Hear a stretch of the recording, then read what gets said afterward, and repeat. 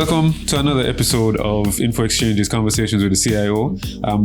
Sir Williams, I'm back here with you, and we're going to talk about consumer demand, right? Mm-hmm. And what that means, right? Because, you know, at the kind of demand that people have, or the kind of expectations that people have with businesses, and you know, the kind of uptime that they're requiring. Because I mean, for example, retail, banking, you know, we want our services, the things that we use, to be always up, to be available whenever we want them, not just when we need them, but when we want them, right? That really brings to the fore the question of, you know, resilience, right? And I mean, with respect to Info Exchange, we talk about IT resilience. Yes, we do. Right? What is the difference between, you know, a business being resilient, like, you know, employing IT resilience, and just implementing, you know, disaster recovery, and backup and recovery? Backup and recovery. So let us look at our business and how they normally operate. And from an IT perspective, we usually have a thing that, you know, the business mandates us to back up our systems. And it, you know, it's written into our SLAs and SLOs, that service level objectives, service level agreements, that the IT department must back up. And that backup actually has a backup window associated with it. So if you notice, the backup starts at maybe 8 o'clock in the night, and we're hoping and praying that by 8 o'clock next morning, it's completed and it's successful. If anything goes wrong, then we're all running up and down and trying to figure out what's happening, because the systems have to be up for the next day's work. So, and that's operating in a 9 to 5 or 8 to 4 type operation. Right, when so imagine if you're 24/7 and therefore you can't have a backup window. What do you do? So that's one problem that you face as well. So backup and recovery, you back up usually once a day, and the things that you do is that you back up and you put it to either an internal disk or you store it offsite using tape. That's where we have traditionally been. But if something happens where something gets corrupted, there's some sort of disruption to the systems that we need to be able to recover.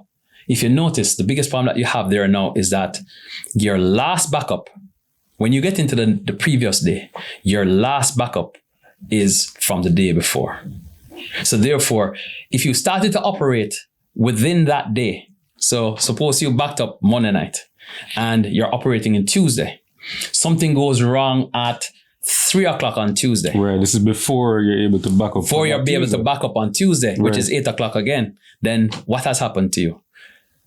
When you recover, if you can recover, so that's another thing, you're back to the backup point, which is the night before. So you have lost the entire Tuesday's work up to 3 o'clock. So all your transactions, all the customer data and all of that you actually did for that day, you have lost it. So therefore, what has to happen is that IT has to restore your backup from the previous day. And then someone or a team has to rekey the data, if you have it, into the system to bring it back up to date to the last transaction at 3 o'clock on Tuesday. Just think about that. So that's backup and recovery. So we always say to customers, you know, because backup and recovery systems affect your production environment, or they need backup windows, then your backup and recovery systems are for legal, compliance, and audit purposes.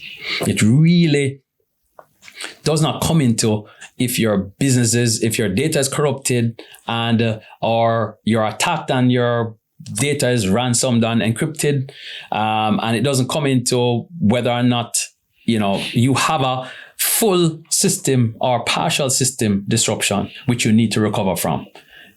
You're back to the previous day or back to the last time you backed up. So that's not an effective way to continue operations in the event that you face a disaster, whichever kind, either an error or something that happened naturally. So legal, audit, and compliance, backup and recovery, meaning that I can say to my legal department and my compliance department that if you need something last year, this time, whatever it is, right. I have a backup that I can go to and I can get to it and whatever it is. But it does not ensure your business continuance if something happens. So let's move to the next level, disaster recovery. So disaster recovery is, I've had a disaster. Now I need to recover. So in backup and recovery, you had a situation where you maybe your last recovery point in terms of the data that you would lose would be yesterday. So 24 hours. For most businesses, they don't even back up every day. So it's even longer than that. And the amount of time that it takes you to recover now is where the resilience comes into play. So how long would it take someone to recover from backup is the time to restore the backup and the time to actually rekey the data. Now, disaster recovery seeks to now replicate that data at a more frequent basis. So can I now, instead of doing once a day, can I now do once every 4 hours where I'm replicating the data to another facility? So backup and recovery is usually I'm restoring back to back to the same set of technologies, right? At a single location. Now, when it comes to disaster recovery, I'm actively replicating data from one data center to another location, which I call my disaster recovery location, which is running, a set of hardware, a set of technologies that mimics what I have in my production environment, so that in the event that my production environment goes out, you have another place from which you can operate. Got you. And if that is the case, then it now comes down to how frequently do I actually replicate that data, and what kind of data loss can I sustain? So for most companies, you have to get to the point where you're doing a business impact assessment. So your business impact assessment is saying, for each of the different workloads that I run, that are critical to my organization, that I run across my organization, I am ensuring that the criticality of it is documented, meaning that I'm saying what the workload is, what is it dependent on, and what is the amount of data loss I can afford for that application, and if I'm to recover, what's my recovery time? Objective, meaning is it 10 minutes, is it 15 minutes, is it an hour? What can I tolerate? So what are your boundaries? What are your limits? And so that's your business impact assessment, and you do it for everything. And with that now you can say, okay, if I'm doing disaster recovery, how close can I get to zero data loss, zero downtime? Now, when it comes to a business, the technologies that you use are actually quite critical to that. And we always say that whatever disaster recovery solutions you put in place, make sure that they are in line with your business impact assessment. So that's another piece of it. Now let's get down to IT resilience. IT resilience now takes it another level, which says, in the event that my business hits upon in the event of any disaster. And a disaster can be anything. Natural user disaster, error, power going, right. Hacking, anything like that. Cybersecurity threats or cybersecurity attack and actually a successful attack. Then how do I continue to operate? So it's like a blip on the matrix. And that is not easy to achieve. But if you notice, for public cloud operations, every now and then you have a blip on the matrix, but overall, they continue to operate. Banks, most banks that operate globally, they operate 24/7. If something happens, they continue to operate. Most. And of course, you have the Amazons of this world, the Netflix. Dude, I mean, they operate 24/7. They're always on. They're always on. I can pick them up anytime. They're always on. So how do we get our local operations to be always on? Because that's a new frontier. And when we talk about IT resilience, how do you get your IT systems so that whatever happens, you can continue to operate? Then the highest level is business resilience, where you're talking about how do I deal with people, resilience in terms of people. My standards and procedures are my methods of operating, and my technology, and everything that operates my business, not just my technology. So IT resilience is a subset of business resilience. Right. So we're talking about, so we spoke about disaster recovery, right? And then we went up the chain, spoke about disaster. So backup and recovery. Backup and recovery, right? That's right.